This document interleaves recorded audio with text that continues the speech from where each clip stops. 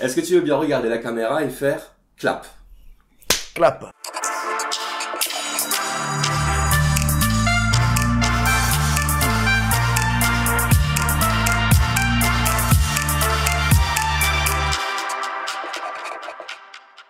Bonjour Monsieur Delavier. Bonjour. Je te remercie, cher Fred, d'avoir accepté mon invitation pour cet entretien. Alors on va parler d'enseignement, on va parler du corps et de l'esprit, on va parler de philosophie, et on va surtout parler de ton livre, L'éveil des consciences, que tu as eu la générosité de m'envoyer, que j'ai lu, que j'ai trouvé à la fois très intéressant et très original.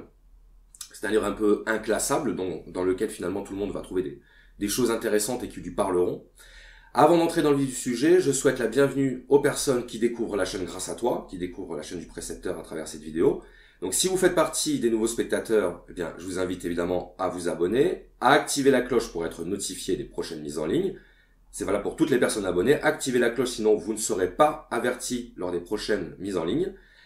Et pour finir, je vous informe également que si vous aimez le contenu publié sur ma chaîne, que vous souhaitez m'encourager à continuer, eh bien, vous pouvez me soutenir via Tipeee, via Patreon et via PayPal. Tous les liens sont dans la description. Voilà, c'est dit. Alors Fred, première question, même si beaucoup de gens te connaissent déjà, est-ce que tu pourrais te présenter et nous dire pourquoi tu es ici aujourd'hui? Alors, je suis ici aujourd'hui parce que j'avais une connaissance sur Montpellier, Sabria, qui m'a dit tiens, j'ai une chaîne que je regarde qui est intéressante. Alors je dis ah bon, ben, je vais regarder, puis je t'ai vu, puis alors après je sais pas comment je suis rentré en contact avec toi. C'est moi qui suis entré en contact avec toi, qui t'a envoyé un message sur Facebook. Ah non, parce que tu avais relayé une de mes vidéos sur ton Facebook. Oui, une vidéo de philosophie voilà. Sur la souffrance. Voilà. Et quand j'ai vu ça, je me suis dit ah ben tiens, je vais le contacter pour lui proposer. Et tu as généreusement... Voilà, c'était cette vidéo que j'avais regardée et que j'avais relayée sur mon Facebook, parce que mon Facebook, ben, j'instruis les gens, ben, ce que j'aime bien, je le mets, et puis alors, mon fan club, entre guillemets, m'envoie souvent ben, ce qu'ils aiment bien, et souvent, comme on a une vision générale du monde qui est un peu la même, avec les gens qui me suivent, là, ils m'envoient des choses qui m'intéressent. Alors des fois, tu vois, moi je mets des trucs qui m'intéressent, ils suivent, et eux m'envoient ou en message privé ou sur mon Facebook des trucs comme donc ça. C'est interactif. C'est interactif. Moi j'ai une page Facebook extrêmement interactive, et j'ai un YouTube qui est aussi interactif, parce que pas mal de gens y vont. Alors j'ai quelques haters, hein, comme d'habitude, mais j'ai aussi pas mal de mecs qui s'intéressent à ce que j'explique, à ce que j'enseigne, et qui m'envoient souvent des compléments via des vidéos, des sites qu'on peut mettre en dessous des communications sur des messages qu'on met sur les YouTube. Donc j'ai deux Facebook et un professionnel entre guillemets, hein, et un YouTube. Et ça permet vraiment d'avoir, c'est des réseaux sociaux qui permettent justement de communiquer, mais avec les gens qui te suivent. Mais eux t'enrichissent autant que tu les enrichis. Alors moi c'est énorme. Moi je n'ai même plus quasiment à chercher sur internet. C'est ça, voilà. Et juste pour les personnes qui te connaîtraient pas, donc tu as une chaîne YouTube, Frédéric Delavier, hein, on te trouvera facilement. Voilà. Est-ce que tu peux nous résumer un peu ce que tu fais sur cette chaîne et comment tu en es venu à créer ta chaîne YouTube? Alors au début, moi j'ai fait ma chaîne YouTube parce que je voulais enseigner un peu sur la musculation. En vérité, la musculation pour moi c'est un moyen détourné d'enseigner la biomécanique, l'évolution humaine, la paléontologie, la traumatologie. Tout ça, c'est des choses le corps humain, l'évolution du corps humain, c'était des choses et de l'esprit humain après, bien sûr, qui m'intéressaient. Alors j'avais fait des livres de musculation parce que pour moi c'était une façon d'aborder l'évolution humaine. Moi, c'est ma passion, la paléontologie, l'évolution humaine, via le corps et son développement. Mais tu veux dire que avant de t'intéresser à la musculation, tu t'intéresses à la paléontologie? Ouais, moi de tout temps, je me suis intéressé. J'allais chercher des fossiles quand j'étais jeune. Je lisais des livres de paléontologie. J'étais passionné. C'était vraiment une passion pour moi.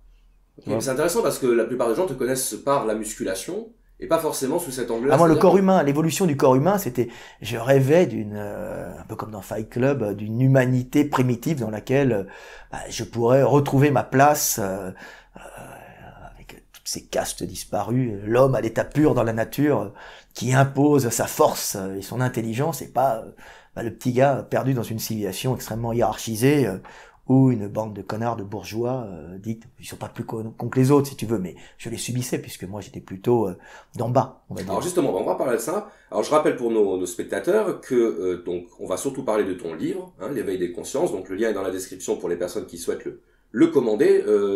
Comment il marche ce livre depuis sa sortie? J'ai cru comprendre que ça fonctionnait plutôt très bien. Bah, on fait à peu près 1000 ventes par mois. Oui. Ce qui c'est pas énorme, mais pour un livre de pas loin de 600 pages. Ah si, c'est beaucoup. 600 pages écrit petit, hein. C'est l'équivalent d'un Harry Potter, hein, il faut savoir. C'est vrai. Voilà. Donc c'est pas mal, surtout que bon, le livre est à 27 €, bah, on peut pas faire moins puisque c'est 600 pages écrit petit avec une belle couverture, la production. Des dessins, des beaux dessins dedans, il y a une maquette à payer. Bon, on a fait le prix.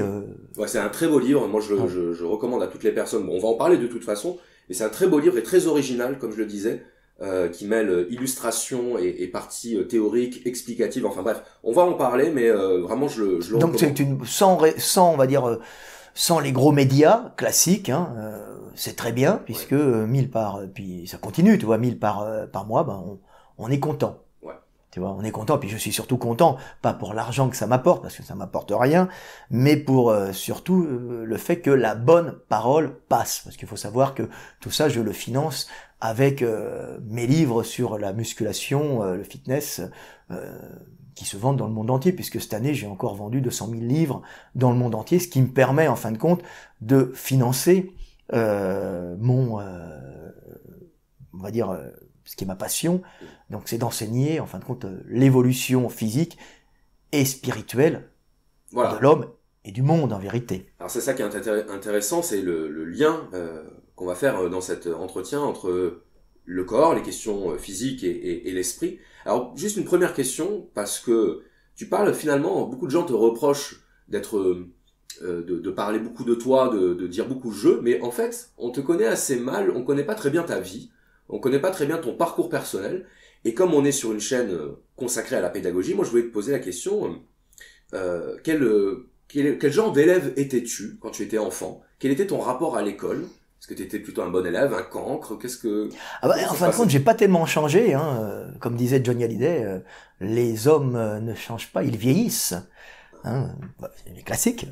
Et j'étais à peu près le même, en fin de compte, moins éveillé sur le fonctionnement du monde, mais avec tout le temps les mêmes qualités. C'est-à-dire que j'étais le meilleur en sciences nat, dans les meilleurs en sport, en lutte par exemple, en grimpé de corde, en sprint, en triple saut. Il y a des trucs où j'étais pas bon, style le saut en hauteur. Pas d'ouverture de hanche, donc tu peux pas tellement, puis j'étais pas de bonne coordination, j'ai tout le temps été le même, bon en sport, bon en sciences nat, tout le temps très bon en français, mais surtout dans les explications de texte, je suis pas quelqu'un qui va parler de ses sentiments, tu vois, je suis quelqu'un qui plutôt essaye d'analyser le monde parce que lui-même a des problèmes pour expliquer ce qu'il ressent, donc mais tout le temps le meilleur en explication texte, en sciences là. Donc tu vois que le mec a pas changé. Ouais.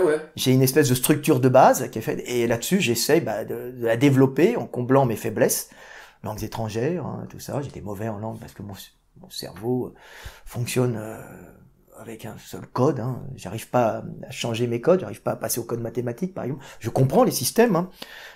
Je comprends le fonctionnement des langues, mais j'arrive pas à les appliquer. Ouais. Tu vois, j'arrive à analyser le fonctionnement des langues, mais pas à les appliquer. Pareil j'arrive à comprendre les théorèmes, mais j'arrive pas à les appliquer, c'est trop lent. Je reste en sonore et visuel. D'accord. Et on n'a pas précisé, tu es aussi un grand dessinateur. Oui. C'est-à-dire que tu réalises beaucoup de dessins du corps, la morphologie. Et tu as combiné en fait ces deux compétences, ta connaissance en morphologie et en dessin, pour illustrer justement de manière pédagogique en fait les évolutions, l'évolution du corps. Voilà, c'est-à-dire que j'ai toujours bien dessiné, mais j'ai toujours eu un dessin très laborieux comme Léonard de Vinci, c'est-à-dire c'est pas un dessin comme Michel-Ange qui est capable de peindre main levée très facilement des plafonds, même si il y avait quand même un travail technique derrière, mais c'est quelqu'un qui était extrêmement rapide et il avait une très bonne mémoire visuelle, j'ai plutôt un dessin analytique et construit par l'analyse et par la correction permanente des erreurs, tu vois, un peu comme Léonard de Vinci. Je dessine à peu près comme lui, quand je dis j'ai à peu près le niveau en dessin, j'ai à peu près le niveau de Léonard de Vinci.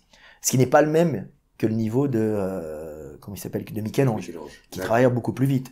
Je dessine très bien, mais mon dessin surtout me permet, en fin de compte, d'exprimer un savoir. Comme Léonard de Vinci qui se disait, non, je suis un ingénieur qui dessine, ben moi je suis un anatomiste, comme lui aussi, un ingénieur, je suis un ingénieur, un scientifique, on va dire, qui dessine et qui dessine pour expliquer des choses. Et mon dessin a surtout de la valeur par le savoir que j'ai acquis. Donc moi j'ai un énorme savoir en anatomie, ce qui fait que je suis devenu là actuellement la référence mondiale en dessin d'anatomie, utilisé dans tout les bonnes écoles de dessin dans le monde entier et utilisé par tous les comment ça s'appelle les boîtes qui font les effets spéciaux du corps humain, bien sûr. Hein. Donc ils utilisent, parce que je fais des visions 3D dans l'espace du corps humain, écorché par l'esprit, bien sûr, et ça leur permet de travailler plus rapidement. Donc je suis utilisé dans toutes les écoles par justement la possibilité qu'ils ont, en reprenant mes dessins, de travailler beaucoup plus vite, en reprenant justement mes écorchés, ils comprennent tout de suite comment ça fonctionne, où s'insèrent les fibres musculaires. Et c'est ça l'intérêt du dessin, c'est que ça permet de faire passer énormément d'informations. Voilà. Mais avec un seul support. Voilà. Là où par l'écrit, ça serait de très longues explications avec des mots techniques, c'est plus compliqué de transmettre des connaissances. Un petit dessin vaut mieux qu'un long texte, comme disait Leonardo da Vinci. Voilà. Il est ici, on le voit, non? Il est là. Donc c'est un avantage. Mais ceci dit, je ne dessine que comme Léonard de Vinci, puisqu'il y a des mecs qui sont bien plus doués dans le dessin que nous, on va dire. Est-ce que tu t'appellerais ça du dessin fonctionnel, c'est-à-dire qui va s'attacher à démontrer une fonction plus qu'une esthétique? Voilà, qui va essayer de reproduire la nature telle qu'elle est, tu vois, et d'essayer de reproduire la beauté de la nature par l'analyse. Alors qu'il y a des mecs, moi j'ai vu, comme je disais, hier je discutais, j'ai vu une fois un japonais, il y avait un mur entier, il a reproduit des scènes de village et une grande estampe, mais au pinceau, en 2-3 heures, c'était merveilleux, c'est un truc que je suis incapable de faire. Le mec avait les personnages en tête, les dragons en tête, les meubles, tout en tête, c'est ce que je suis incapable de faire. Par contre, moi, j'ai un savoir, on va dire, un savoir scientifique énorme, que le dessin me permet en fin de compte d'enseigner beaucoup, de transmettre beaucoup plus facilement. C'est l'avantage. Ma force, en fin de compte, c'est d'avoir groupé le fait de savoir dessiner extrêmement bien, mais il y a meilleur que moi. Mais à mon niveau, dans les scientifiques, je pense pas qu'il y en a. D'accord, ouais. Donc de dessiner extrêmement bien et d'avoir une très bonne compréhension du monde et de son fonctionnement. Très bien. Bon, de toute façon, les spectateurs pourront se rendre compte, puisqu'au moment où tu parles, on voit des illustrations de ton livre avec certaines de tes réalisations, et ce sont donc tes réalisations. Oui. Que même les la gens couverture, c'est moi qui ai dessiné. Voilà. Quand j'étais jeune, quand je voulais être peintre, je rêvais d'être peintre, hein, que l'on me voit dans les salons bourgeois, et puis jusqu'au moment où je me suis aperçu que tout ça était stupidité et orgueil mal placé. C'est même l'orgueil tout le temps mal placé. Et orgueil, c'était ridicule. Et en fin de compte, peindre pour exposer une toile dans un salon bourgeois où une pétasse bourgeoise te regardera et un autre dira, j'ai un Delavier, ça n'a aucun intérêt. L'intérêt, c'est du graphisme, de la peinture, de l'art, c'est d'éveiller les hommes, qu'ils soient bourgeois ou gueux. Très bien. Et puis de toute façon, cette reconnaissance, finalement, sans la désirer, tu as quand même fini par l'obtenir à travers tes livres. D'ailleurs, on voit un des livres à côté de toi, La méthode de la vie de musculation, qui est un livre que j'avais bien avant de te connaître, en fait, sur YouTube, parce que c'est un bouquin qui date, et qui reste une référence. Ouais. Donc pour les jeunes qui voudraient se mettre à la musculation, c'est un livre qu'on peut aussi recommander. Alors, on va revenir un peu sur ce que tu viens de dire, mais pas tout de suite, parce qu'avant, j'aimerais te poser une petite question. Donc comme je te disais, on est sur une chaîne de pédagogie. Alors, si demain, on te confiait les clés du ministère de l'Éducation nationale, quelles seraient tes 3 premières mesures, tes 2 premières mesures? Selon toi, qu'est-ce qu'il faudrait faire si on était à la tête de l'éducation nationale? Ouais. Oh là là, je pense qu'il faudrait stopper l'éducation nationale vers 13-14 ans, c'est-à-dire bloquer, on enlève tout le reste, on en a rien à foutre, et on fait 15 ans, et on met une éducation, on focalise tout l'enseignement, en fin de compte, sur les 15 premières années de la vie des hommes, pour leur apprendre le fonctionnement du monde, pour leur apprendre s'ils veulent les maths, pour leur apprendre les sciences nat, l'évolution, la paléontologie, le secourisme, c'est très intéressant de savoir comment fonctionne un corps et comment sauver la vie d'un homme, ce qui est récemment, je crois qu'ils l'ont fait, ils commencent à l'intégrer dans les formations, mais c'est très tardif, parce qu'on aurait pu éviter la mort de plein de personnes, mais de mettre des langues, l'anglais, on peut dire oui, mais l'anglais, c'est une langue mondiale. On commence à avoir un gros organisme, la Terre, où tout le monde est relié, hein, donc il faut bien trouver une langue commune. Bon, c'est l'anglais, on n'y peut rien, ça aurait pu être le français, mais bon, c'est l'anglais. Continuer le français, bien sûr, mais mettre des langues très tôt pour les petits enfants, pour qu'ils puissent s'épanouir et tenter leur chance dans le monde entier et apporter, par exemple, le savoir français à l'étranger. Ou bien des étrangers viennent apporter le savoir français en France. Bon, après, je demande pas un remplacement de population, bien sûr, hein. Mais on va dire un échange. Tu viens, tu apportes. Bien sûr. Tu vois, c'est pas. Surtout que la langue permet de comprendre comment l'autre pense, voilà. Et donc de pouvoir s'adapter, de pouvoir mieux collaborer aussi avec l'autre quand on sait comment il pense, puisque là, on en parlera aussi. Le langage permet de structurer la pensée. On sait que par exemple les Allemands placent le verbe à la fin. Oui, ce qui oblige les gens à écouter. Voilà, ce qui rend les gens polis, sont obligés d'écouter les phrases jusqu'à la fin. D'ailleurs, ce qui est marrant en allemand, parce que moi je vis un peu en Allemagne, c'est la façon dont les gens communiquent et les gens s'imposent socialement. C'est marrant à voir parce que ça fait partie de mon livre aussi. C'est la façon dont les gens établissent des liens sociaux et des liens hiérarchiques. Alors le français, il va te couper la parole parce qu'il pense plus rapidement que toi s'il est instruit, qu'il a compris la fin de ta phrase. Donc on voit les discussions dans les cafés, dans les bars, où les mecs se coupent la parole.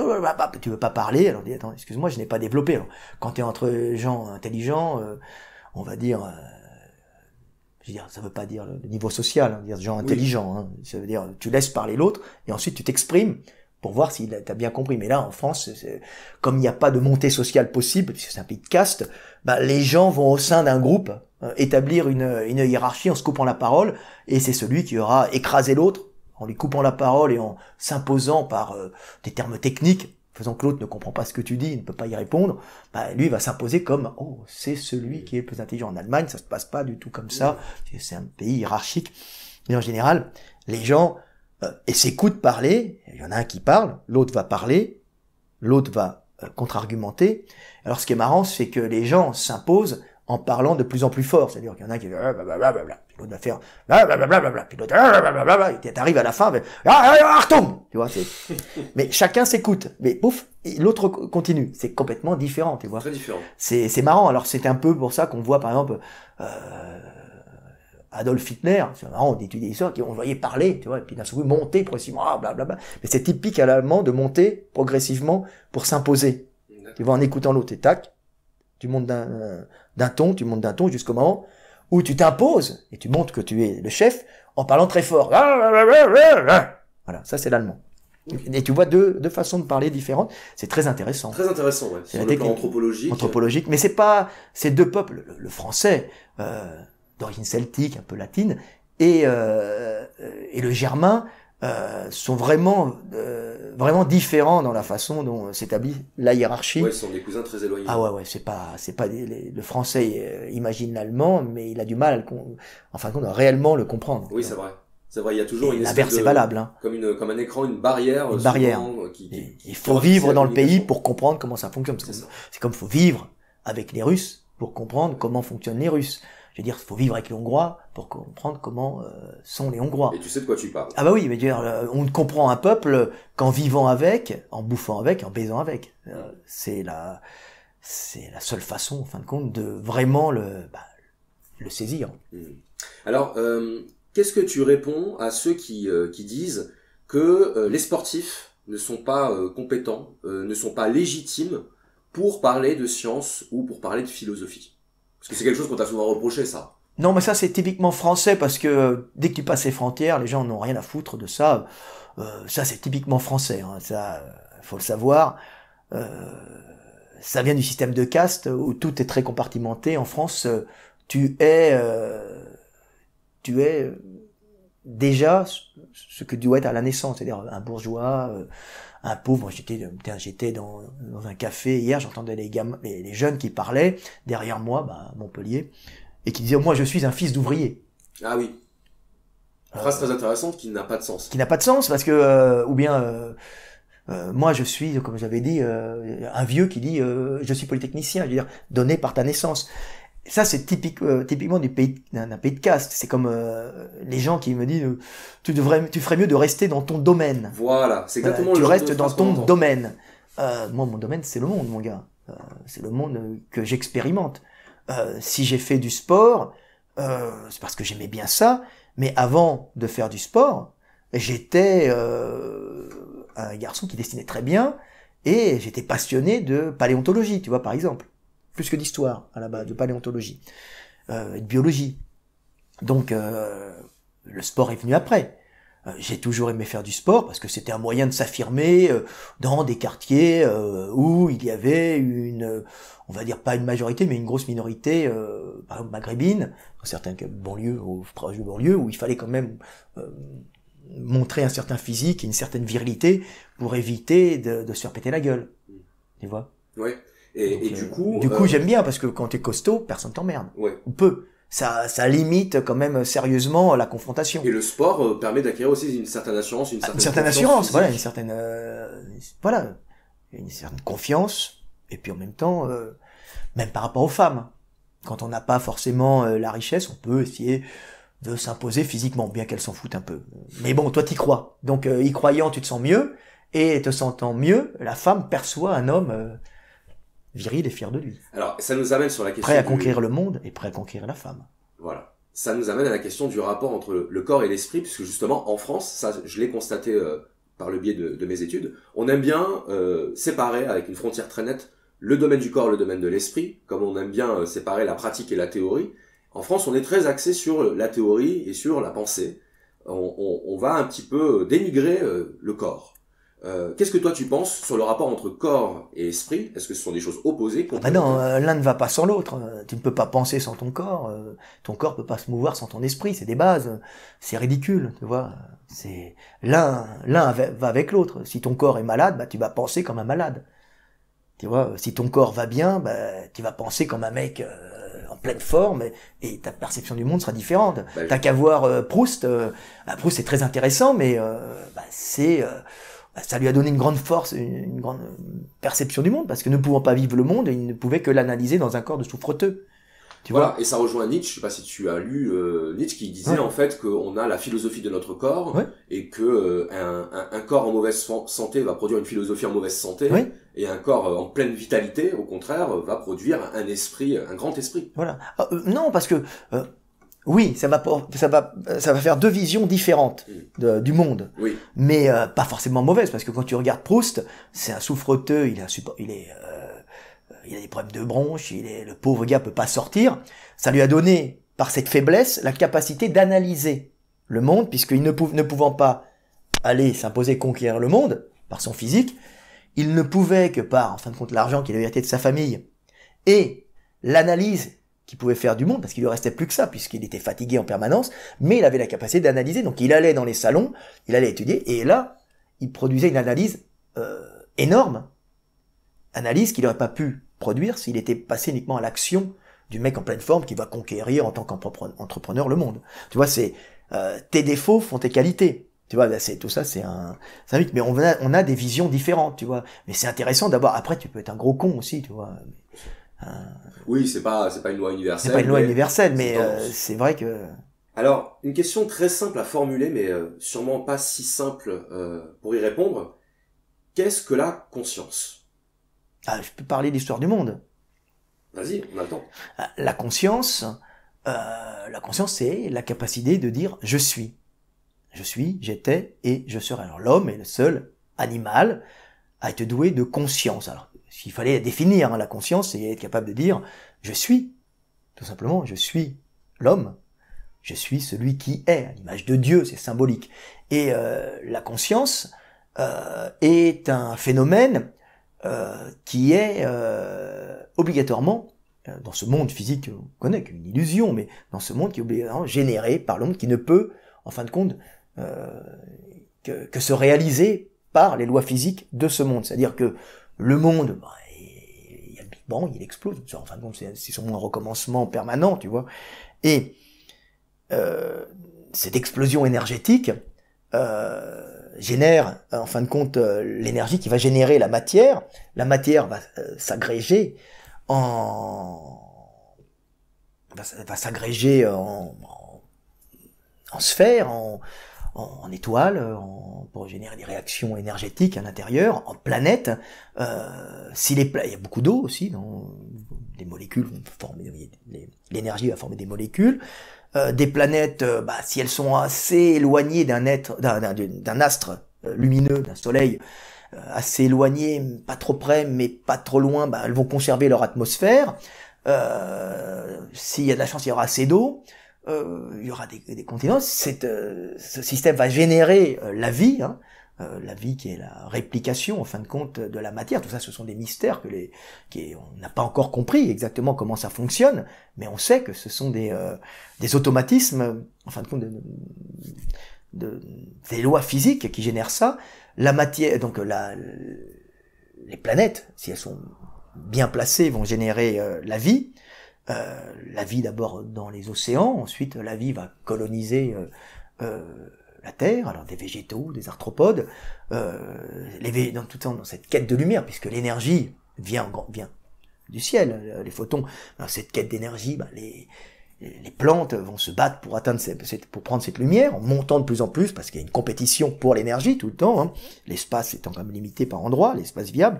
Ça va générer des arbres, ces arbres vont générer, en fin de compte, des fruits qui sont, en fin de compte, en même temps, il y a la vie végétale, mais la vie animale, c'est en symbiose, tout ça va se développer, et va générer des oiseaux qui vont prendre les graines, ensuite arrivent les fruits, c'est pour optimiser, en fin de compte, le déplacement des végétaux et leur croissance et leur multiplication dans l'espace et le temps. Donc à partir du moment où ils rougissent, où ils sont entourés de pulpes, ils attirent des animaux qui commencent à générer une adaptation à la vision lumineuse, la vision des couleurs rouges, tu vois, des variations entre le vert. Donc t'as des petits insectivores qui vont se redresser dans les arbres pour monter, qui vont être instrumentalisés par ces arbres, qui vont leur montrer ces bombes caloriques que font les fruits, qui sont entourés d'une pulpe extrêmement énergétique, qui deviennent sucrées. Et justement, avant, elles sont acides pour pas être bouffées, quand la graine n'est pas apte à germer. Quand elle est apte à germer, le fruit devient rouge, les animaux la mangent, donc il se trouve qu'ils la mangent, et ils vont la chier un peu partout, ce qui permet aux arbres de se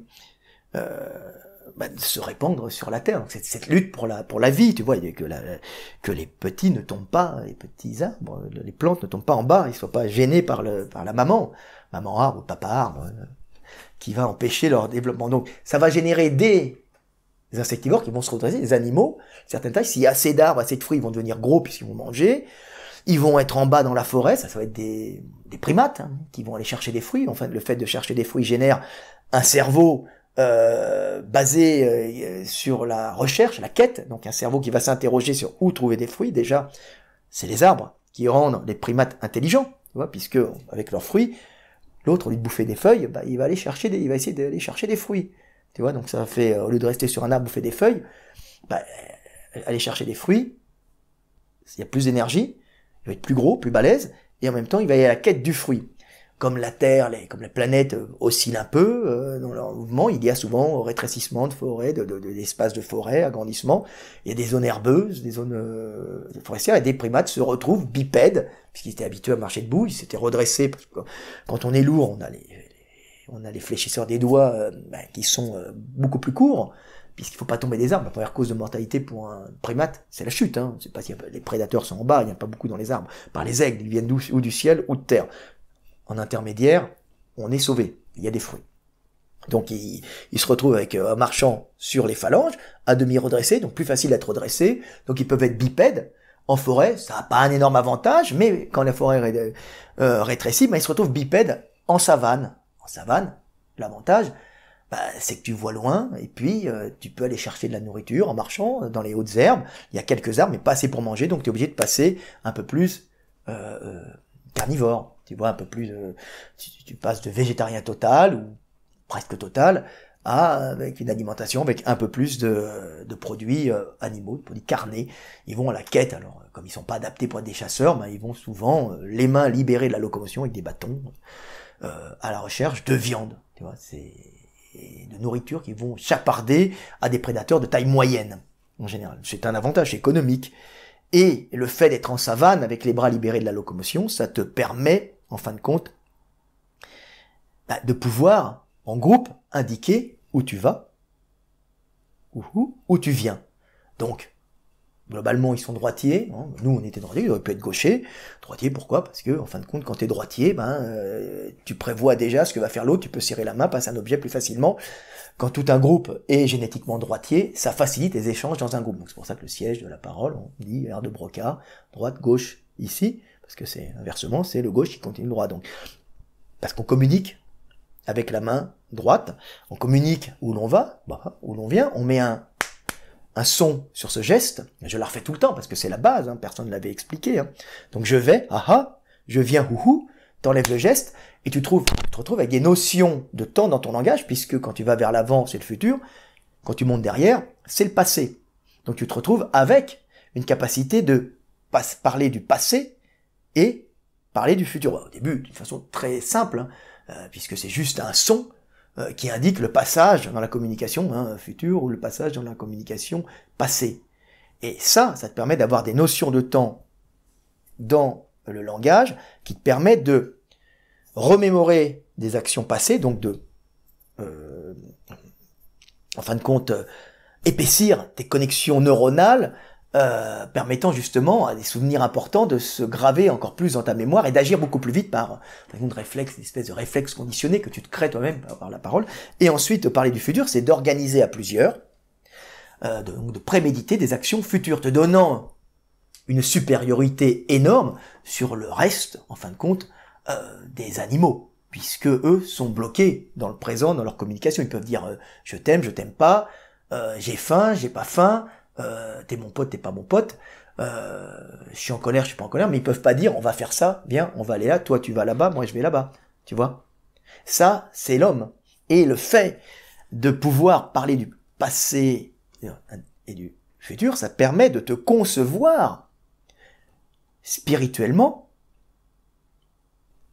sans le corps, décorporé dans un futur hypothétique ou dans un passé mémoriel. Donc de commencer à pouvoir concevoir l'esprit, mais aussi de commencer à pouvoir concevoir d'une façon terrifiante la finitude de la mort. Puisque le fait de pouvoir parler du futur, même si tu ressens la mort et la peur, là tu peux la concevoir par l'esprit, en parler, puisque tu es capable de te projeter dans la finitude et le néant. Et là, l'angoisse terrible de l'homme, le langage, qui le confronte, en fin de compte, à la mort.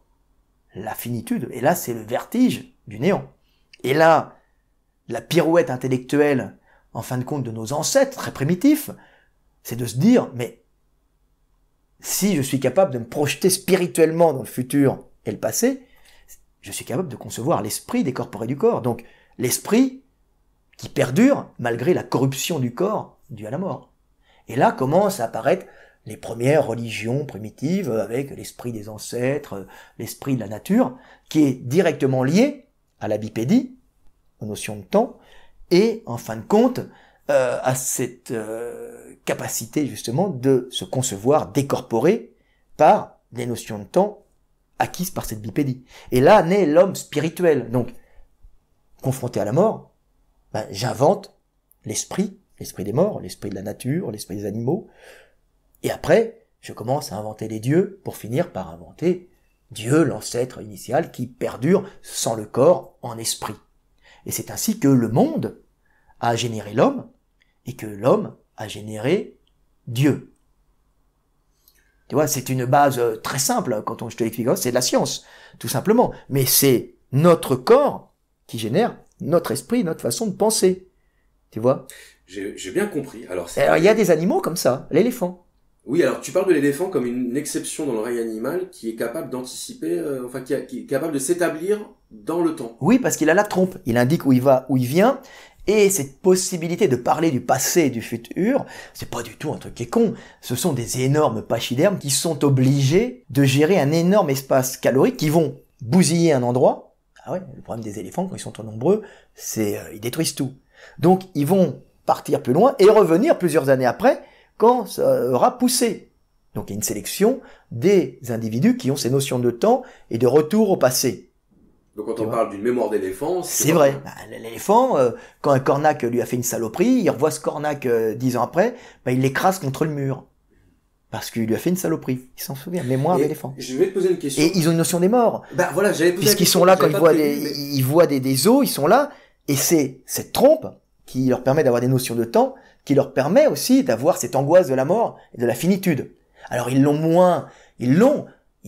peuvent moins l'exprimer qu'un homme parce qu'ils n'ont pas les mains, ils n'ont pas les... Mais il y a des traces, des signes dans leur comportement qui permettent de repérer ça. Voilà, c'est dû justement aux notions de temps données par des organes directionnels. Tac, tac, tac, tu vois, je monte le passé, je monte le futur, je monte le passé, je viens. Le temps est lié au déplacement. Mais c'est très intéressant parce qu'en fait, ce que tu dis, ça permet de faire la synthèse dans beaucoup de choses. Tu sais, souvent, en philosophie, on pose la question de quel est le propre de l'homme. Alors, il y en a qui vont dire le propre de l'homme, c'est le langage, d'autres qui vont dire c'est l'art, d'autres qui vont dire c'est la morale. Les animaux ont du langage. C'est les notions de temps. Les notions de temps, finalement. Je suis celui qui est. Et la conscience étant liée aux notions de temps. Aux notions de temps. Alors, je vais te c'est Moïse qui est confronté à Dieu. Et il lui dit, mais buisson ardent. Quand je dis tout le temps, c'est avec le langage d'un pasteur de l'époque. C'est l'énergie. Il peut pas dire c'est une explosion énergétique correspondant au Big Bang. Non, il est confronté à ce qu'est Dieu. C'est l'énergie. L'énergie générant le monde, générant la conscience. Tu vois? Ou la conscience générant l'énergie. Ça va dans les deux sens. Oui. Et là, en face de Yahvé, il dit, mais qui es-tu? Et le buisson ardent, il dit, je suis celui qui est. C'est-à-dire, celui qui est capable de dire qu'il est, c'est-à-dire la conscience. Et ça, c'est la grande profondeur de la Bible. C'est indiqué. Je suis celui qui est. Il est en face, en fin de compte, de l'homme. Et Jésus dit, je suis le fils de l'homme, le fils de la conscience. Un homme, c'est la conscience. C'est-à-dire que le monde, la conscience du monde ne peut apparaître qu'en l'homme. Elle ne peut pas apparaître ailleurs. C'est pas parce qu'elle va pas perdurer en l'homme. Elle peut très bien être mise dans les machines, elle peut très bien, progressivement, on n'a pas encore, mais l'homme faisant partie justement d'une vaste extension technique qu'il crée lui-même. Les machines sont des extensions en fin de compte de l'homme. Les ordinateurs sont des extensions analytiques qui permettent à l'homme d'analyser le monde. Ton téléphone et tes ordinateurs tes clés USB sont des mémoires en fin de compte que tu n'as plus à mettre dans tes petits neurones parce que ça va prendre trop de place. Donc tu les mets et en plus c'est économique puisque ça va marcher uniquement quand tu vas allumer l'ordinateur, alors que s'il fallait conserver tout ça et en mettre comme ça consommerait trop. Tout est question énergétique. Donc on a trouvé des moyens pour augmenter notre puissance d'analyse sur le monde, notre puissance d'observation du monde, déjà, par nos outils d'observation, hein, nos lunettes, oui, tous les appareils mesurer ce qui est invisible. Voilà, c'est mesurer ce qui est invisible, plus nos capacités à stocker les mémoires et à les analyser maintenant. Donc, tout ça sont des extensions de l'homme. C'est pour ça, quand les mecs me parlent de l'homme augmenté, on en a rien à foutre. Un homme, c'est fait pour mourir. Mais l'information, elle reste, elle perdure, elle se transmet. Oui. Et nous la conservons parce que ça permettra aux hommes de mieux vivre et de mieux se reproduire, tout simplement. L'information est faite pour transmettre, pour aider, en fin de compte, la vie à perdurer. Et la conscience à continuer à s'épanouir dans les hommes, on va dire, dans un premier temps. Dans les hommes permettant, en fin de compte, de vivre la relation à l'autre, ou à lui-même, ou à Dieu. Ouais. Alors, je vais te citer, tu dis en page 151, avoir conscience de soi, c'est être capable de le dire. Tu écris, certains animaux se reconnaissent dans le reflet du miroir, mais être capable de se reconnaître et être capable de dire je suis, ce n'est pas pareil. L'un a conscience d'être et se pense extérieurement, l'autre le dit, c'est le verbe, le propre de l'homme. Aucun autre animal n'est capable de dire j'étais, je suis et je serai. L'homme est le seul à manier des notions de temps, tandis que les autres animaux restent scotchés dans le présent et n'expriment que des émotions dans leur langage ou des désirs présents, ce qui ne les empêche pas de se souvenir et de concevoir des actions futures, mais en aucun cas, ils n'expriment le temps. Voilà. Voilà, donc ça résume tout ce que tu viens de nous dire. Voilà. Et ça me faisait penser à ce que tu disais. Il y a ce philosophe que je cite souvent, Hegel. Je vais schématiser parce que c'est un auteur assez complexe et je voudrais surtout pas déformer sa pensée, mais qui disait que le stade final de l'esprit, c'était le monde devenu conscient de lui-même. C'est le monde qui se sait. Voilà. Et ça, c'est quelque chose qu'on a beaucoup de mal à conceptualiser ou à se représenter dans l'esprit. Et ce que tu as dit permet de le comprendre, c'est-à-dire que on a bien compris à travers ta généalogie qu'il n'y a pas de coupure entre le corps et l'esprit. Ce sont les lois physiques qui produisent la conscience. Mais il n'y a pas de coupure entre le corps, la conscience et le monde. Voilà, c'est ça. C'est ça que les mecs n'ont pas compris non plus. Toi, tu te penses pour un homme indépendant, mais non, tu n'existes pas sans le monde. Tu vois, tu n'es rien. Je veux dire, tu es le monde. Tu es le monde. Tu es le monde. Le monde est en toi et tu es le monde. Tu es le monde. Tu es sa conscience. Tu es toi. Je sais pas. Oui. Voilà, je suis moi, Frédéric. Soi-même, voilà, je suis Frédéric Delavier. Mais alors quand le mec commence à dire je me suis fait moi-même, je veux dire, hormis le monde, rien ne se fait soi-même. Dire hormis Dieu, symboliquement. Tu vois, là, les parties sont dépendantes les unes des autres. Il n'y a que le tout qui ne dépend de personne, qui ne dépend que de lui-même. Tu vois, c'est Dieu ne dépend de personne. On peut rentrer. Dieu n'a besoin de rien. Oui, le monde dans son ensemble n'a pas besoin d'une, on va dire, de quelque chose d'extérieur pour exister. Il existe par lui-même, mais ce qu'il compose ne peut vivre que par les interactions entre les parties qu'il compose. Tu vois, c'est chaque partie a besoin des autres. Tu vois. Alors, je précise pour ceux que ça intéresse, donc que ton livre traite donc de différents sujets, c'est-à-dire que c'est. Alors aujourd'hui, on dirait que c'est un livre transdisciplinaire, mais je suis pas sûr que le mot corresponde en fait à ta démarche. Moi, je pense que c'est plutôt un livre de synthèse. Dans lequel tu montres en fait les liens entre les informations qui semblent appartenir à des domaines différents, mais qui en fait ne sont pas du tout différents. Mais non, tout est lié. Tout est lié. Alors, et tout est tellement lié que tu peux autant parler de la conscience et de Dieu que donner la réponse à des questions qu'on s'est peut-être tous déjà posées. En tout cas, moi j'ai trouvé la réponse à la question que je me posais depuis longtemps. Pourquoi les hommes ont des mamelons? Ah ouais. Tu donnes l'explication qui est biologique, purement en fait. Pourquoi nous nous embrassons? Ah, celle-là était bonne, parce que les mecs l'avaient pas trouvée. Hein. C'est vrai. Et c'est vrai qu'on se pose souvent la question, mais finalement, à quoi ça sert de s'embrasser? À quoi ça sert de s'embrasser? Il n'y a pas de finalité derrière... À quoi ça sert de lécher la chatte de sa copine mais ça, on pourrait le justifier par la notion de plaisir en soi. Non, mais oui, mais non, parce que le plaisir n'est fait que pour maintenir des choses fonctionnelles qui permettent au groupe de survivre. Tu vois, c'est qu'est la valeur de la pipe et du cunilingus et de l'anilingus. Ouais. Le mec, c'est porno, c'est non. Tu vois les chiens, ils se fêchent le cul. Bon, tu vas au zoo, le singe. Moi, j'étais là, je voyais le singe, il plante son doigt dans le cul de le voisin, il fait.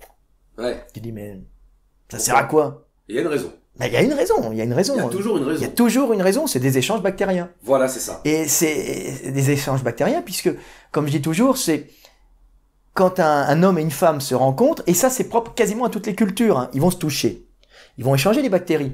Mais il faut qu'ils échangent le maximum de bactéries pour se mettre en conformation au niveau des anticorps, les deux, pour protéger le petit des bactéries de la maman, automatiquement il sera protégé dans le ventre, mais des bactéries du papa aussi, qui sera donc le papa et la maman s'embrassent parce qu'après ils vont faire l'amour, donc ils s'embrassent, ils échangent des bactéries, des fois des bactéries qui peuvent être un peu pathogènes si t'as pas les anticorps, pour préparer la maman, hein, pour que le petit soit préparé aux bactéries du papa, il ne soit pas malade, tout simplement. Donc ce sont des échanges bactériens pour mettre en conformation les bactéries de papa et maman, et c'est pour ça que dans les groupes humains, plus t'es proche, plus t'as des contacts.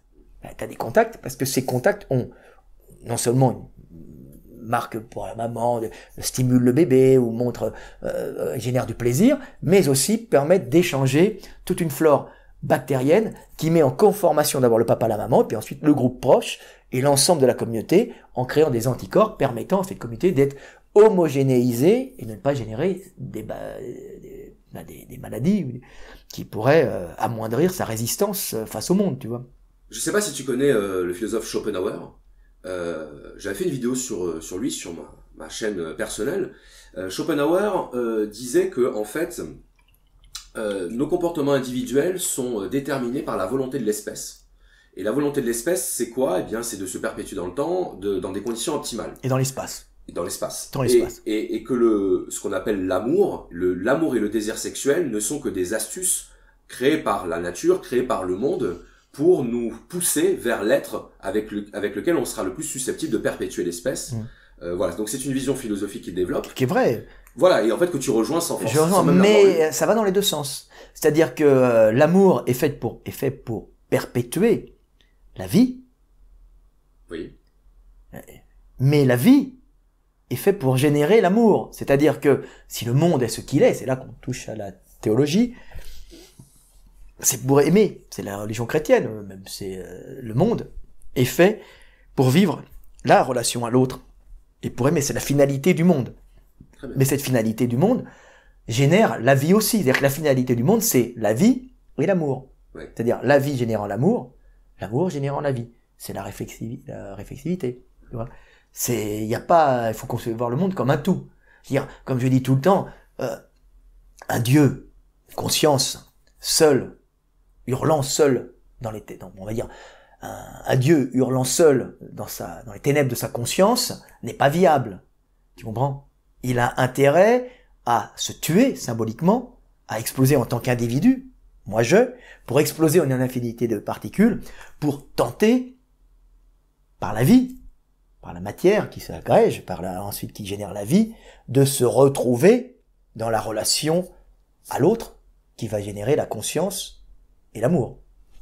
Tu vois ? L'univers serait le morcellement de Dieu qui cherche à se réunifier à lui-même. À se réunifier à lui-même pour vivre la relation à lui-même ou à l'autre.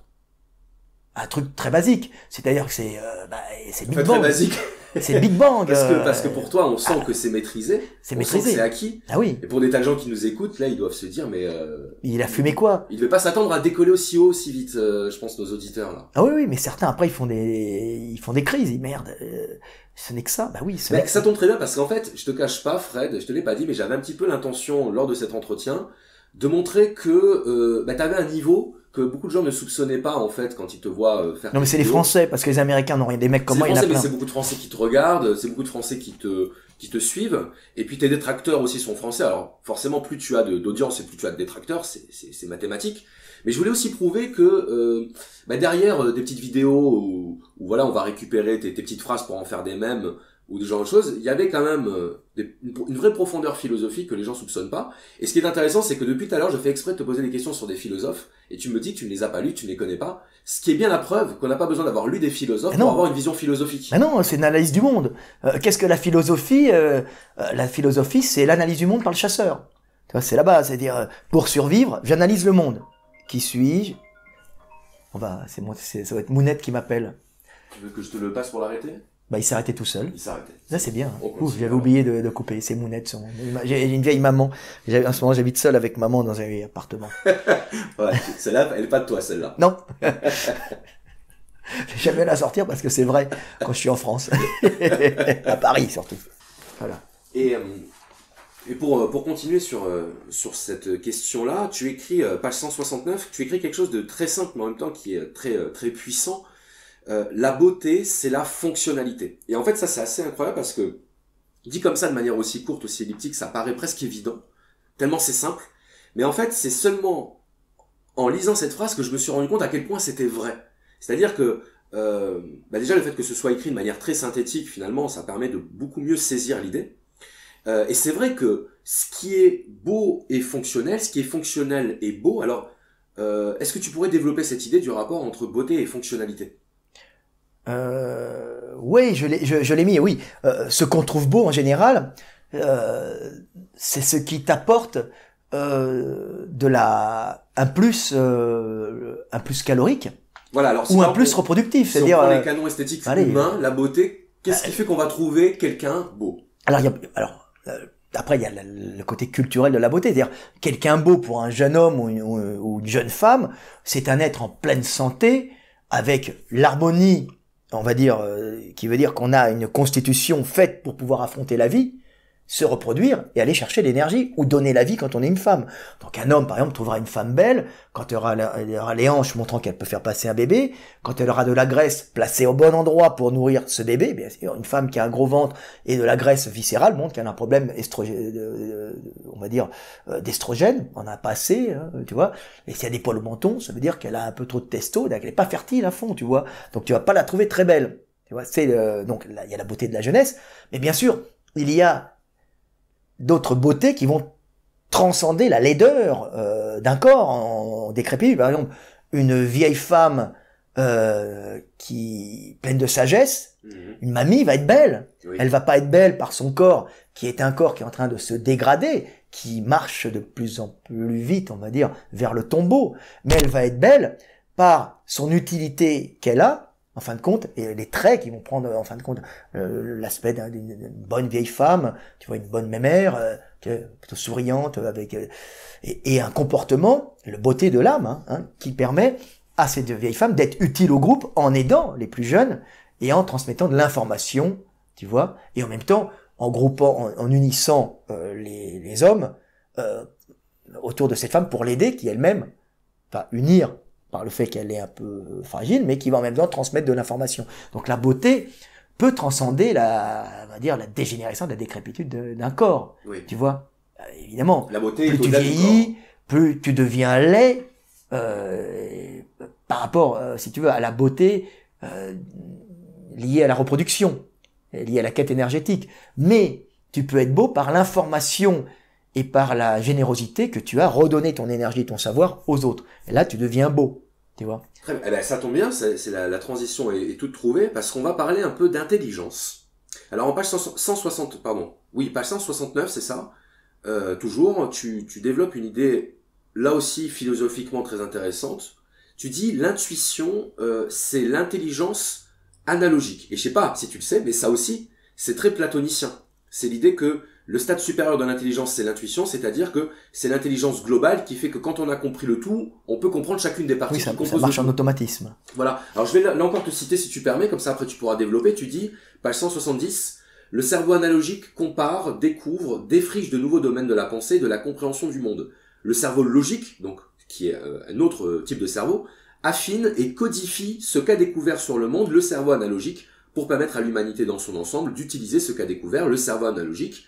Et bien que nous ayons tous en nous ces deux types de fonctionnements cérébraux, nous sommes individuellement, majoritairement, soit l'un, soit l'autre. L'humanité est faite de ces deux types d'intelligence, les cerveaux analogiques et les cerveaux logiques, qui se complètent pour permettre aux hommes de conquérir le monde par la puissance de l'esprit. Voilà.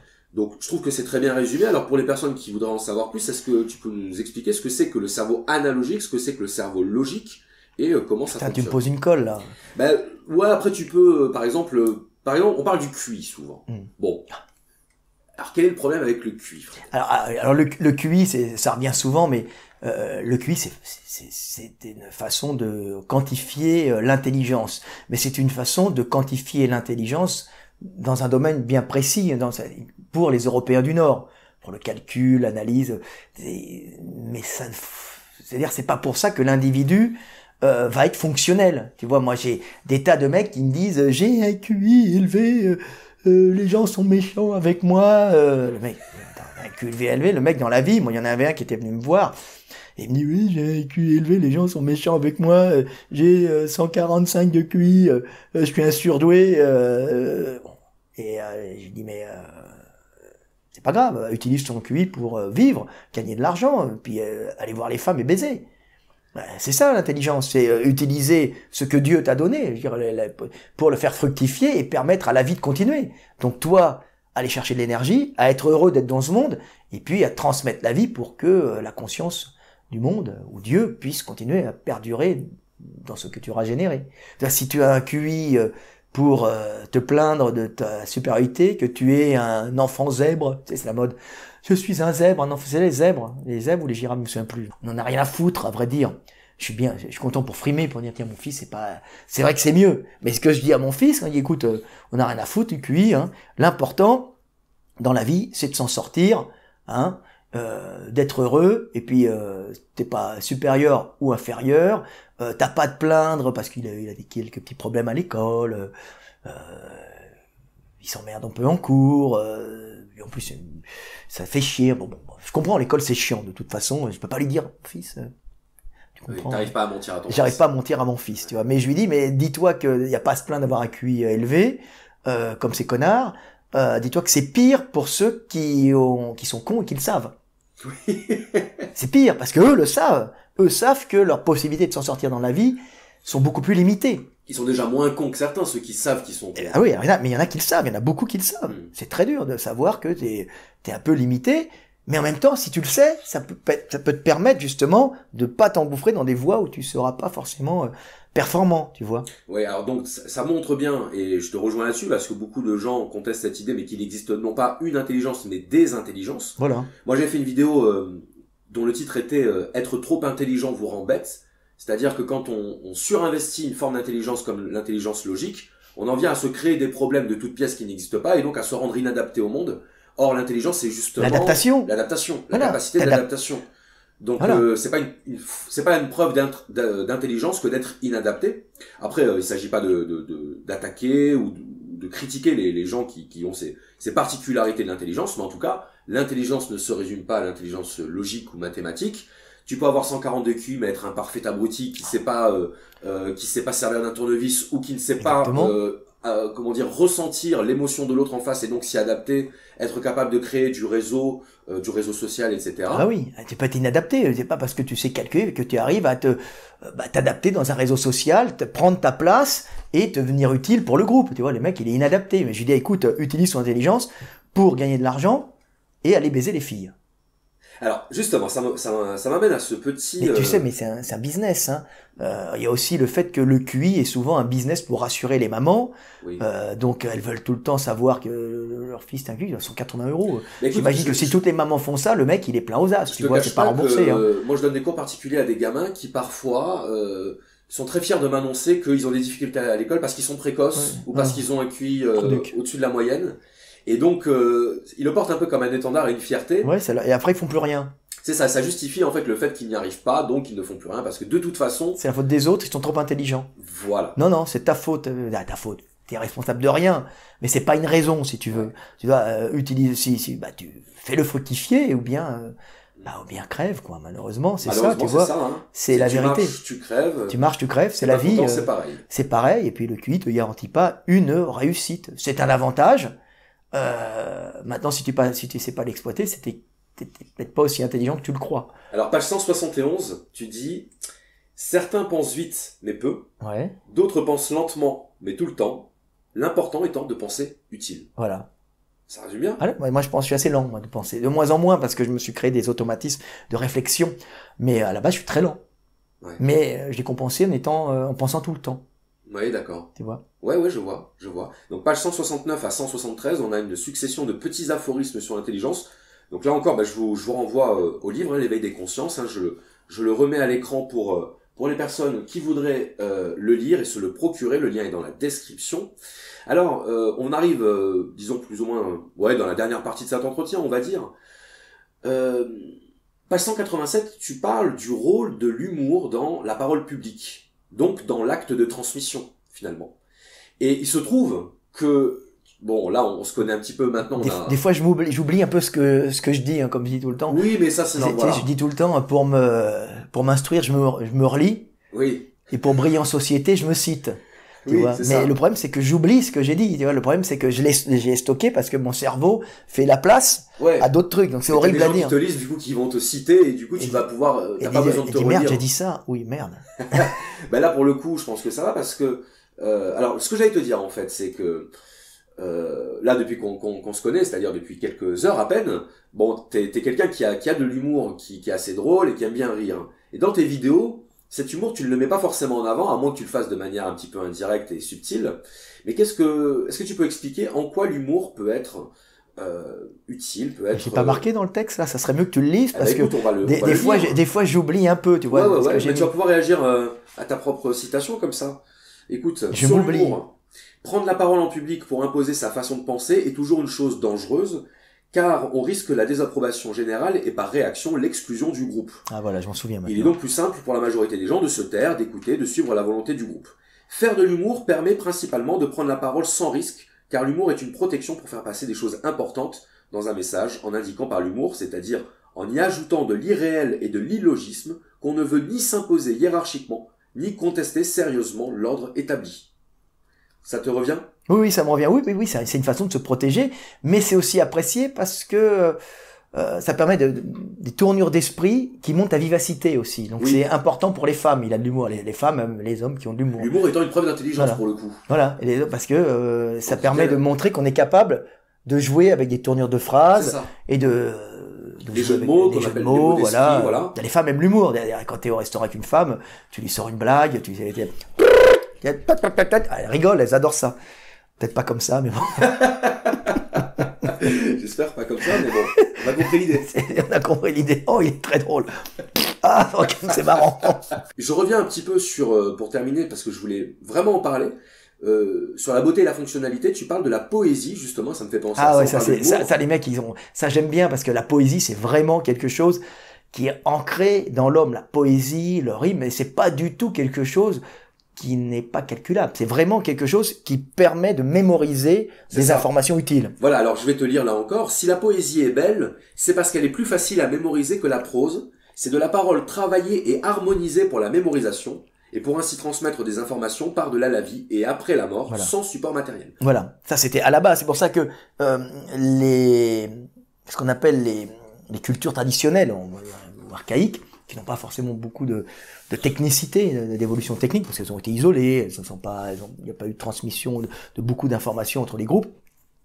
En général, elles sont dans la poésie, souvent dans la façon de parler avec justement avec des harmonies vocaliques, des harmonies sonores, des harmonies de rythme, ce qui permet en fin de compte, d'aller plus facilement chercher l'information apprise dans le cerveau, d'aller chercher plus vite et de la retransmettre. Ouais. On voit ça en Afrique, on voit ça partout dans toutes les. Mais même les fables de La Fontaine qu'on apprend quand on est à l'école. Voilà, c'est pour permettre justement de mémoriser des choses très importantes, la morale, c'est très très très important, avec justement ces enseignements qui sont très faciles à les retrouver dans la cervelle, parce qu'en fin de compte, j'explique, je prends tout le temps, c'est une blague, il faut être pédagogique, comme je te dis, je t'encule Ursule, c'est toujours plus facile, j'en fait tout le temps parce que c'est rigolo, c'est plus facile à mémoriser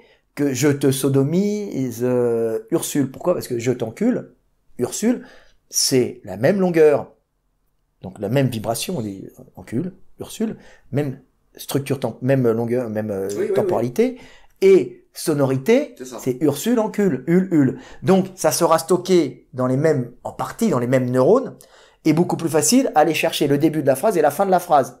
Le début de la phrase, quand tu es à le début de la phrase, tu vas tout de suite chercher le début de la phrase parce qu'elle est à moitié stockée dans les mêmes neurones. Donc ça va l'information se transmet beaucoup plus vite. Et dès que tu chopes la première partie, la deuxième te revient. Voilà, c'est le principe des dictons, même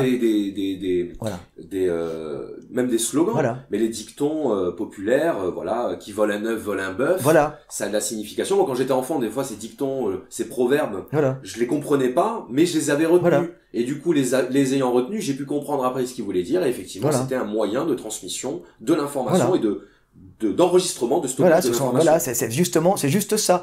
Donc c'est pour ça que c'est beau, et c'est pour ça que je crois que dans le Coran, il y a une bonne partie qui est en rythme, au moins en harmonie, et une belle parole, c'est une parole qui est harmonisée, qui est un rythme, Pourquoi? Parce que ça se retient beaucoup plus facilement. Tu vas chercher le second texte, qui est mémorisé à peu près dans les mêmes neurones, puisqu'il a à peu près la même structure temporelle, la même longueur. Donc c'est pour ça que un grand enseignant est un enseignant qui enseigne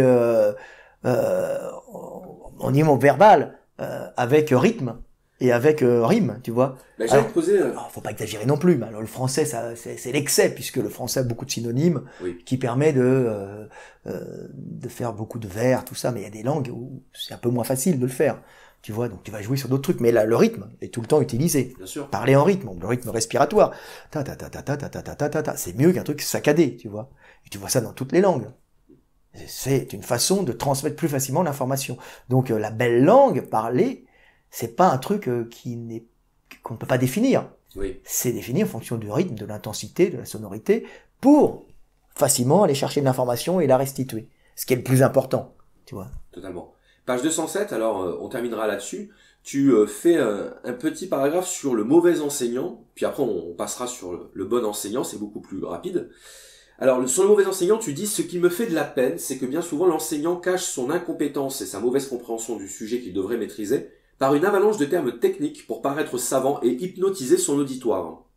Au final, les gens n'ont rien compris, mais ils retiennent juste des noms compliqués, ce qui leur donnera l'impression qu'ils sont instruits et les rassurera sur leur niveau. » Alors, qu'est-ce que tu pourrais nous dire pour compléter un peu ça? C'est souvent l'éducation nationale française, où t'as des mecs qui sont là, qui savent qu'ils sont médiocres, et pour ne pas montrer, en fin de compte, aux élèves qu'ils sont médiocres, ils vont masquer cette médiocrité dans l'enseignement, ou bien cette non-passion qu'ils ont, ou cette non-véritable connaissance, avec des termes techniques qui vont faire que ce qu'ils vont dire ne va pas être compris par les élèves, mais comme c'est technique, l'élève n'osera pas dire qu'il n'a pas compris, et n'osera pas contredire le prof, tu vois. Oui.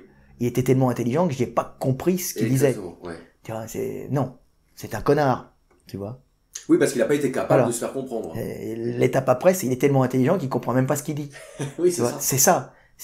Non, un prof intelligent, c'est un prof qui est capable d'exprimer simplement des choses compliquées. C'est très dur, c'est tout un art, et c'est de l'intelligence. Hein. C'est pas d'exprimer avec des termes compliqués pour, en fin de compte, se persuader qu'on est intelligent, parce que malheureusement, ce n'est pas que les élèves qui essayent de persuader qu'ils sont instruits, c'est eux-mêmes. Alors qu'en vérité, c'est des bons connards. Je veux dire, moi j'ai vu plein de profs qui étaient des trous du cul, fini. Surtout dans l'enseignement national français. T'en as moins aux États-Unis parce que souvent c'est des organismes privés qui demandent la performance parce que ça vit avec le pognon des gens qui payent, on va dire le système éducatif. Et s'ils n'ont pas de performance derrière, bah il y a plus personne qui viendra dans l'établissement et ça s'écroule. Donc ils sont obligés de prendre des bons enseignants. Et quand tu vois un enseignant américain qui explique, alors on peut le voir quand on regarde des traductions sur Internet des enseignants américains, c'est souvent limpide quand il parle de quelque chose.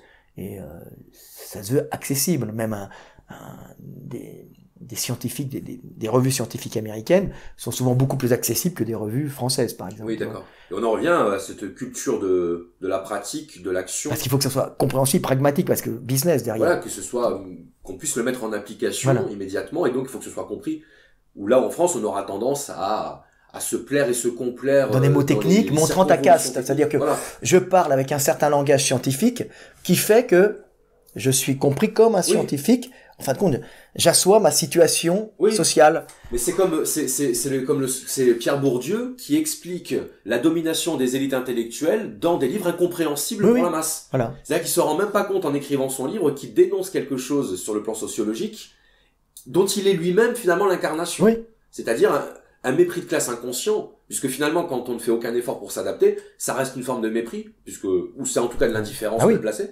Et on peut avoir des discours pour dénoncer l'élitisme, mais finalement en être partie prenante intégralement. Oui, avec des termes, moi c'est ce que je vois quand je fais des émissions, pas des télés, mais des émissions internet, puisque maintenant ça remplace facilement la télé.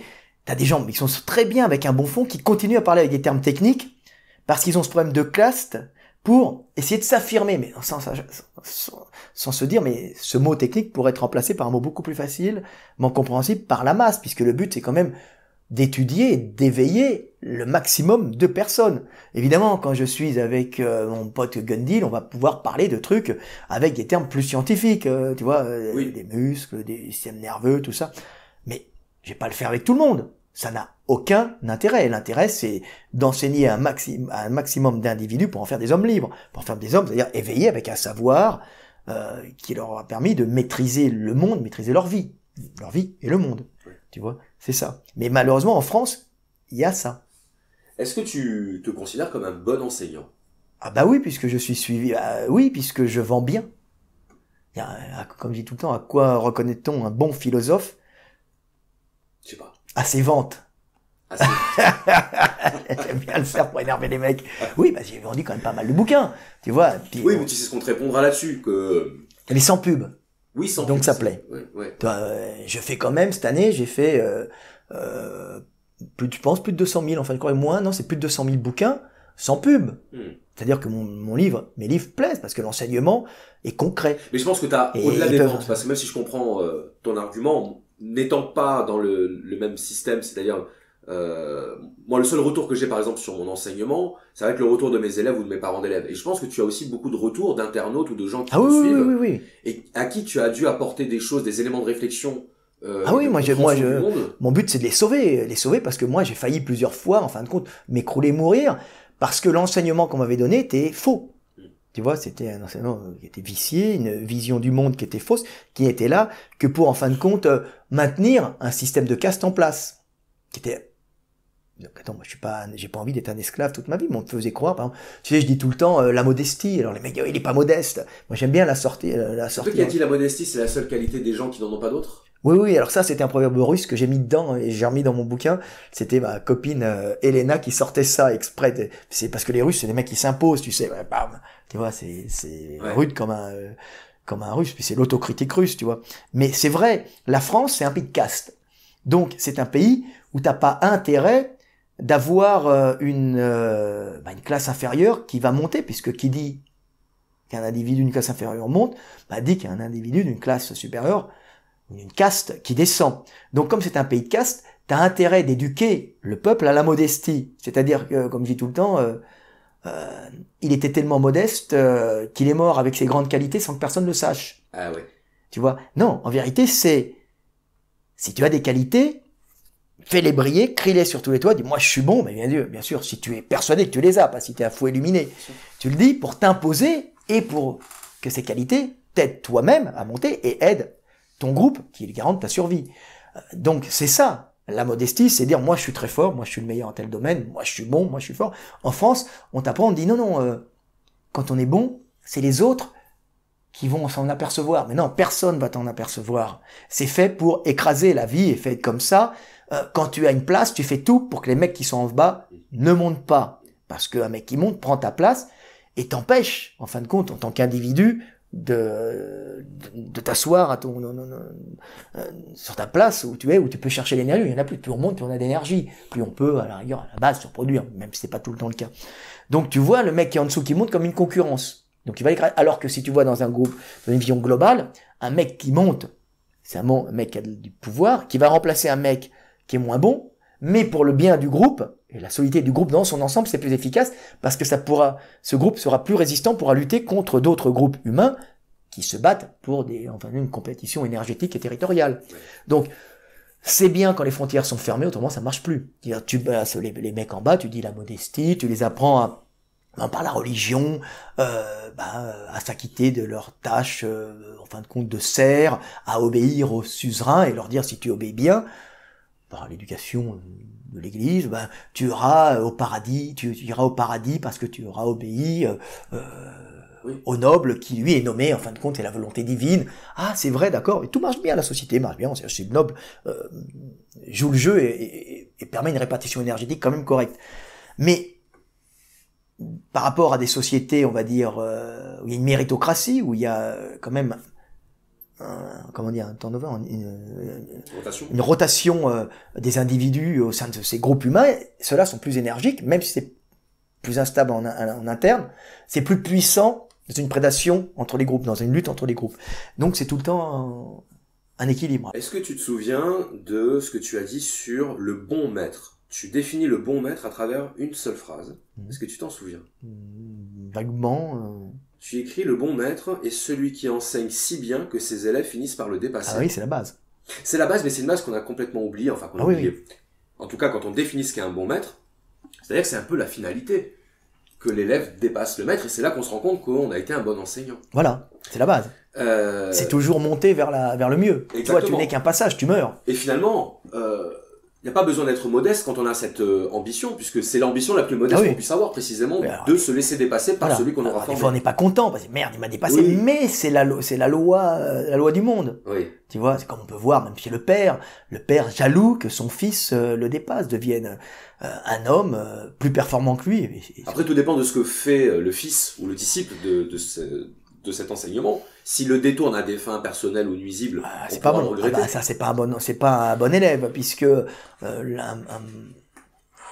bon élève, c'est quelqu'un qui agit pour le groupe et lui-même, mais pas que pour lui-même. Si il agit que pour lui-même, à plus ou moins long terme, il détruira le groupe, et le groupe étant le garant de la survie de l'individu, il va se détruire lui-même ou sa descendance, puisqu'il va rendre instable le groupe. Donc tout ça est une question d'équilibre. C'est une des questions soulevées dans Star Wars, qui est Dark Vador, qui est l'ancien disciple justement, qui passe du côté obscur et qui du coup exploite tout ce qu'il a appris pour le mettre au service du mal et donc de la destruction du groupe. Il devient finalement celui qui va catalyser le groupe autour de lui. Donc pour finir sur cet entretien, Fred, je te propose de revenir simplement sur une phrase que tu écris au tout début de ton livre, qui te servira de conclusion. Alors on est vraiment au tout début, on est en page 7. Non pas page 7, puisque page 7 c'est ta biographie. Alors je vais retrouver la citation. Voilà, tu écris que tu as consacré ta vie, donc oui pardon, c'est bien en page 7, c'est dans ta biographie. Tu écris que tu as consacré ta vie, je cite, à la savoir. Et ma question elle est très simple, pourquoi consacrer sa vie à la compréhension du monde et à la transmission du savoir? parce que c'est inscrit génétiquement en nous, les hommes. L'homme ne vivant, en fin de compte, que par son intégration au groupe, et le groupe, en fin de compte, ne survit que par la transmission, en fin de compte, du savoir, puisque l'homme est un animal social et est un animal qui transmet de l'information, et cette information permet au groupe de survivre. Donc, moi, je dois vivre, mais je suis programmé pour transmettre de l'information, pour que mon groupe soit plus résistant, et pour que la vie puisse continuer, que l'homme puisse continuer à s'épanouir et à accueillir la conscience du monde ou de Dieu. En ça, je fais une œuvre divine, c'est-à-dire que je transmets le savoir dans mon groupe et dans l'humanité pour que cette humanité soit plus résistante et pour que les hommes puissent s'y épanouir et en fin de compte, pour que Dieu puisse continuer y vivre la relation à l'autre, aimer et être aimé, en fin de compte, pour que moi, en tant qu'être divin, conscient de ça, puisse continuer à vivre. Frédéric meurt, mais Dieu en moi continuera éternellement, on va dire, ou on va essayer le plus longtemps possible, à vivre la relation à l'autre, à aimer et être aimé. Nous sommes programmés pour ça. Le savoir permet à l'humanité, en fin de compte, de survivre. Avant, le savoir était imprimé dans la culture, n'existait pas réellement. Le savoir s'imprimait dans tes gènes, puisque ce que nous vivions, notre confrontation au monde, modifiait notre structure génétique, ou réactivait certains anciens gènes par épigénétique qui avaient été utiles, et nous transmettions on va dire, un patrimoine génétique modifié, des fois avec des sélections aléatoires aussi, qui permettaient, enfin, de l'information, mais de l'information imprimée dans la matière vivante, ce qui était la matière. Maintenant, on peut en plus transmettre de l'information imprimée dans de la matière morte, les livres, les ordinateurs, qui viendra se réimprimer dans de la matière vivante, augmentant la puissance, justement, et l'information que les êtres vivants pourront avoir pour maîtriser ce monde, y vivre et y transmettre la vie. Donc vous l'aurez compris, un livre plein de sagesse, donc achetez-le, mais surtout lisez-le, méditez-le et transmettez-le. Voilà. Et l'essentiel, c'est de vivre, surtout. Et le gars qui pense avoir la sagesse en s'isolant, c'est souvent un trou du cul, parce qu'avant de mourir, il s'apercevra qu'il est passé à côté de l'essentiel, c'est-à-dire vivre. Et vivre, c'est vivre la relation à l'autre, aimer et être aimé, manger, bouffer, baiser, aimer un soleil d'été, aimer le vent froid de l'hiver, aimer le ciel étoilé, aimer la lumière, aimer l'obscurité, aimer le monde. Voilà. Et vivre. Vivre. Voilà. Merci. C'est la base. Salut à tous, c'était Fred Delavier.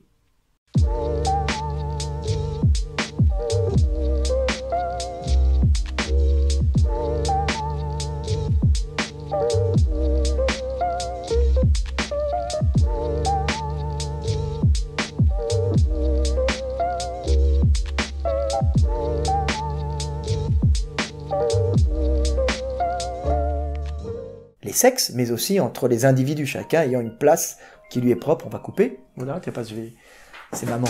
Je te le laisse comme ça si tu veux. J'ai une vieille maman.